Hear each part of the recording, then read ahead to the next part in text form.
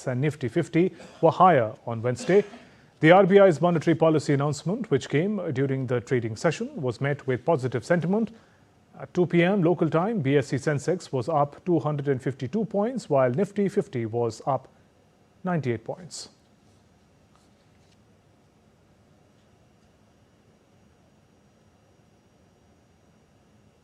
And DD India correspondent Shyama Mishra joins us live from Mumbai. Shyama, if you could take us through the fine print of the announcements.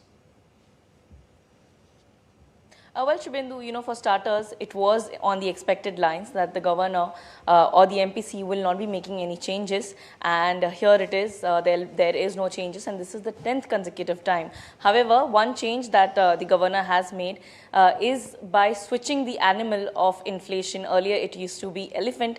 Now it's been switched to the horse.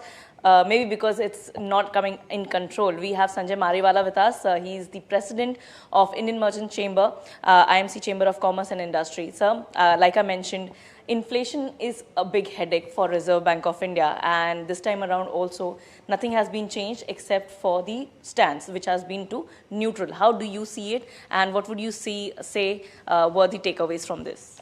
So this is a realistic scenario. We need to deal with it. I believe the concern that the RBI governor and the RBI board has expressed is genuine. We have to respect it, and I believe that the decisions taken have been in the best interest for both the country as well as the control over the inflation that they need to exercise. I think the inflation is certainly, as he has said, a horse that is running away. We need to bring it under control. I think it's the new crops in the winter crops will start giving better results. Hopefully that will give us a slowdown on the food inflation. Food inflation is the biggest concern today for the country, and I think it affects the common man.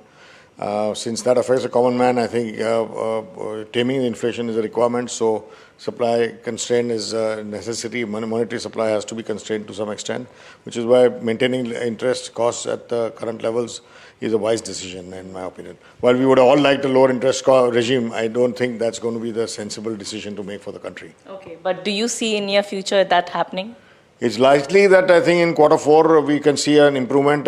Maybe in the January declaration things will look better. I suspect that's because it will also clear up some scenarios on the geopolitical situation. I think that's also uncertain. There are some challenges right now as we see in the Middle East.